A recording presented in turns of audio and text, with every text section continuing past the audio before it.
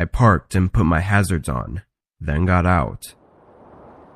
I double-checked that the bag had everything as I walked up the driveway, but as I approached the porch, I saw that the front door was open. Not all the way, but enough to be strange considering it was snowing and cold. I figured it was so I could leave the bag inside the house rather than out in the snow. So when I got up to the door, I pushed it a little bit more open and slid the bag inside the house. But just as I pulled my phone out to take a picture for confirmation, I heard a woman's voice yell from across the house. She asked if I was the delivery person dropping off her order. It sounded like a young woman, maybe even early 20s. "Yeah, I put it right here in your doorway," I said, not expecting the conversation.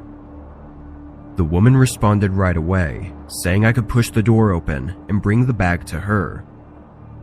I knew it was strange to be asking me to go inside their house, but I pushed the door open just to see where they were. Past the entrance, there was a long hallway that led to what I think was the kitchen, and on the wall, I could see the clear shadow of the woman who was presumably standing right around the corner. Where do you want me to bring it?" There was a long moment before the woman responded. She leaned half of her body around the corner and showed herself at the end of the hallway, telling me to just bring it over to her and gesturing with her hands for me to come in.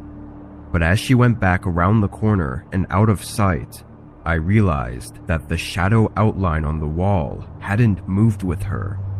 It was someone else's shadow standing somewhere by her around the corner. I stood there for a second as I felt blood rush through my body. Then I quietly placed the bag down and took a few steps back before turning and rushing away from the house. I stumbled into my car and glanced back at the house as I pulled away. In the front window, the figure of a large man approached and watched as I left. I stopped at a nearby gas station to catch my breath and rethink everything that happened. It was pretty clear by how everything played out that this was some kind of setup, but I also knew the police would have nothing but my word to go off of. I did end up reporting it, but when they went to the house to ask the woman about what happened, she denied that anyone else was there and denied the officers access to search the home for anyone else.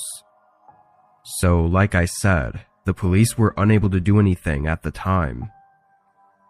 What the woman and the man were trying to do by getting me inside their house is unknown, and I can only imagine that I wouldn't be here right now if I had gone inside without thinking twice.